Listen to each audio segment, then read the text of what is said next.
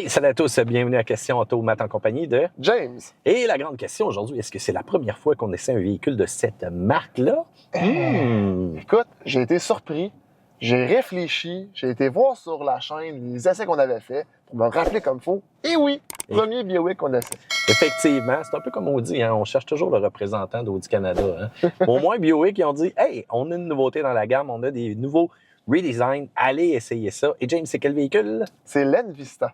Oh, attention, spoiler alert, c'est pas mal un Chevrolet Trax déguisé. Donc, allez voir sur notre chaîne l'essai qu'on a fait de ce véhicule-là. Vous allez pouvoir les comparer. Une chose est sûre, c'est un véhicule qui permet d'accéder à une gamme de luxe, mais toujours dans un segment de VUS sous-compact, mais pas mal compact. Hein? Au volume que ça a, là, on regarde ça et on fait « OK, c'est quand même assez gros comme véhicule. » là. Oh ouais, mais la motorisation parle beaucoup aussi. Pourquoi peut-être ça s'appelle sous-compact? Ah, ça, c'est bon, ça. Du côté de l'extérieur, premièrement, j'adore le design.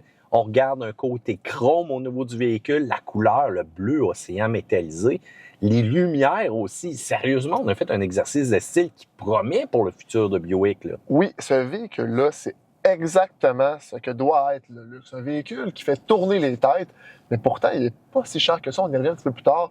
Le design, les couleurs disponibles aussi, c'est vraiment un véhicule qui est surprenant dans son ensemble. Si on compare surtout au Trax, qui est plus de base, même s'il est beau le Trax, là, on réussit à se démarquer si on compare à l'ancien Trax et là encore, qui est encore disponible. Effectivement. Qui était des designs parfaitement similaires. Il faut dire aussi que ce véhicule-là, ça fait tourner les têtes. Et c'est ça qu'on doit faire, c'est ça qu'on doit capter comme attention quand on parle d'une marque un peu plus de luxe. Donc, vraiment, l'équipement qu'on a présentement, c'est un modèle Avenir, quand même un peu plus cossu.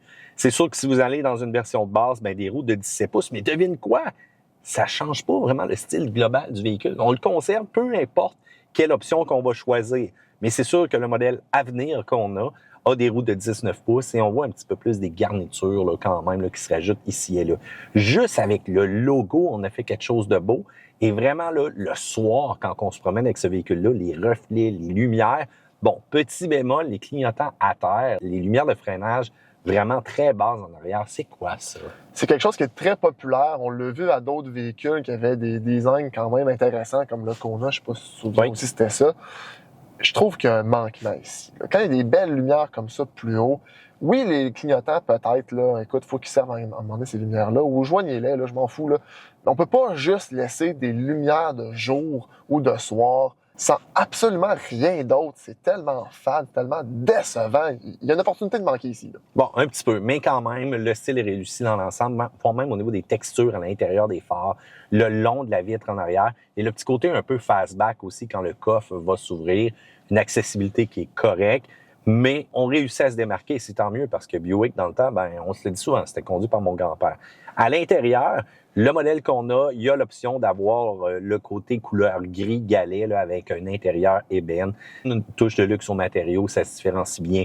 Plusieurs agencements de chrome, mais c'est sûr qu'on voit encore une fois le gros écran courbé par l'intérieur de 11 pouces, donc l'écran en diagonale. Ça, c'est spécial, courbé vers l'intérieur. Hein? Oui, un peu, mais nous autres, on est grands, James. Quelqu'un qui est un peu plus petit va moins le voir, mais c'est bon. Le grand-papa qui conduit entre le volant et le tableau de bord est parfait à la hauteur de l'écran? Peut-être, effectivement. Donc, on a un bloc d'instruments de 8 pouces. Et il faut dire aussi que Apple CarPlay, Android Auto sans fil, le bloc de climatisation facilement accessible, tout est quand même bien. Chargeur QI, bon, facile d'accès. On va quand même avoir aussi quelques espaces de rangement. Mais ce qu'on dénote, c'est le confort des sièges à l'avant, l'espace qui est amplement pour toi et pour moi aussi, malgré notre grandeur, que ce soit ici ou en arrière. Mais on coupe un petit peu sur le coffre cependant. Mais t'aimes-tu l'intérieur? Vraiment, ça se démarque du Trax. On n'a pas juste deux écrans, il y a vraiment une continuité. C'est différent à l'intérieur, même au niveau des matériaux, comme tu le mentionnais. C'est une touche de luxe de plus, puis moi, j'aime ça. Motorisation, c'est là qu'on va tomber dans le classique, là, James. Ouais, sous-compact, comme je disais, 1.2 litres turbo, 137 chevaux, 162 livres-pieds de couple. Et comme le Trax, ça, c'est un petit peu malheureux à mon avis, pas d'all-wheel drive. Je pense que ça a été une bonne opportunité, tu sais, dans le luxe, amener un petit all-wheel drive de plus. Juste justifier l'upgrade, là, tu sais, autre que le petit luxe en dedans extérieur. Mais on va sortir du côté prix abordable avec un 2500, 3000 pièces de plus. Et on en reparlera un petit peu tantôt. Du côté consommation, qu'est-ce que ça dit? C'est 8.4 en ville et 7.4 sur l'autoroute. C'est similaire à ce qu'on avait avec le Trax. Ce moteur-là, oui, il est petit, oui, il peut être économe, mais il force tout le temps. C'est pas compliqué, on veut une accélération, mais le pied au fond. C'est normal que la consommation monte en l'air, là. Effectivement. Il faut dire aussi qu'on n'a pas de mode de conduite, pas de mode éco, pas de mode sport, absolument rien. Du côté comportement, c'est pas une bête de performance. Ça fait bien tout.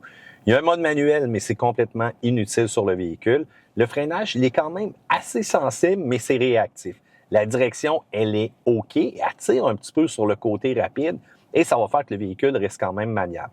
Du côté de la suspension, c'est là qu'il faut faire attention, dépendant le modèle que vous choisissez. Pourquoi? Le modèle de base, c'est une bonne vieille poutre de torsion qu'on appelle. Si jamais vous allez dans le modèle un peu plus sportif en tant que tel, vous allez avoir la chance de sélectionner en option des bras Watt en arrière. Ça fait pas quand même une suspension indépendante, mais ça change un peu le comportement. Mais on dirait que la configuration du modèle à venir est beaucoup plus stable, voire même mieux aussi à l'intérieur des trous, parce que, vous avez cette suspension-là directement avec ce modèle-là. Donc, c'est bien balancé côté confort. Et à l'intérieur, ce qui change justement du track, c'est le côté sonore. Comment c'est silencieux à l'intérieur. Et Buick ont bel et bien réussi là-dessus. Encore une fois, ça, c'est une opportunité qui a été prise, par exemple. Ça se différencie, là, c'est deux mondes. Track, c'est ça. Là, l'insonorisation, elle est exceptionnelle. Effectivement. Attention, cependant, on a découvert quelque chose. Lorsque vous passez en mode park, dans une pente assez prononcée, il y a de la vibration, mon ami. Je te conseille d'enclencher ton frein de stationnement avant de passer en mode park. C'est le genre de patente qui me ferait un petit peu hésiter, là, si jamais il y a quelque chose à long terme côté fiabilité. Parlant de moteur là, qui vibre et tout, là, ce moteur-là vibre beaucoup à la base. Ouais. Là. Comment ça va faire pour résister à travers le temps? C'est sûr qu'il y a des pièces qui vont prendre du lousse, qui vont à un moment donné lâcher. Là. Je ne sais pas, mais juste sur la vidéo, des fois, ça paraît pas tant que ça quand on vous le montre en vidéo. Mais juste d'à côté ma main sur le moteur, j'en shakeais, voire même aussi au niveau de certains collets, certains trucs qui s'attachent. Sérieux, ça devrait pas vibrer comme ça, un moteur. Du côté aussi sécurité, il y a une fonction qui est quand même assez cool. James, fonction ado, parfait pour toi. La fonction ado, ça aide à encourager les meilleures habitudes de conduite pour les adolescents en fournissant un bulletin intégré au véhicule. Ça active certains systèmes de sécurité selon l'équipement. Et tout ça, c'est en associant un porte-clés avec l'ado. Oui, effectivement. Puis ça coupe également la radio s'il faut jusqu'à ce que les occupants mettent leur ceinture. Et ça, c'est quand même intéressant. Surtout, vous allez voir s'ils s'énervent avec votre véhicule. Donc, un gros plus. Du côté des prix, là, Buick se tire dans le pied littéralement, mais c'est à votre profit. Ça, c'est rare qu'on vous annonce ça. Pourquoi? Parce que c'est plus abordable, ce modèle-là qu'on essaie, que le Encore GX. Petit hic sur le prix pour vous annoncer justement les prix les plus exacts possibles. Je me suis rendu compte qu'on a acheté seulement 13 % de taxes. Quelque chose qui ne marche pas là, sur le site de Buick présentement, alors qu'on a fait le tournage. Donc, grosso modo, une version de base, comme on offre sur le site, va tourner aux alentours de tout juste 39 000 $ financé 60 mois, patente machin chouette. Et la version qu'on a présentement à l'essai, ça tourne au prix final financé de 45 000 $. Les points positifs, négatifs, mon James? Commençons par les points négatifs. L'accélération est très moyenne. Encore une fois, pas d'all-wheel drive, une petite opportunité de manquer ici. La vision arrière dans le miroir, il faut en prendre compte parce que la fenêtre est quand même assez petite. Le coffre est petit aussi dû à la ligne du véhicule. Puis il manque 2-3 petites choses de luxe aussi, là, comme l'essuie-glace arrière, la climatisation bisone. Et aussi, quand on remonte la fenêtre, il faut tenir le bouton jusqu'à temps qu'elle soit rendue en haut. Alors que c'est probablement un équipement de base dans plein de véhicules aujourd'hui. Du côté des plus? C'est plus gros que l'Encore GX et moins cher en plus de ça. Totalement donc, surprenant. et plus beau aussi, à mon avis. C'est abordable pour du luxe. Le look, il est unique pour le prix. C'est vraiment plus silencieux, surtout qu'un Trax qui est le même véhicule à peu près, là, entre guillemets. C'est confortable et l'espace passager, moi, gros pouce en l'air pour un sous-compact. C'est super. Il faut dire aussi que Buick veut attirer les jeunes. On joue la bonne carte. La bonne carte, c'est quoi? D'offrir un véhicule abordable qui se démarque.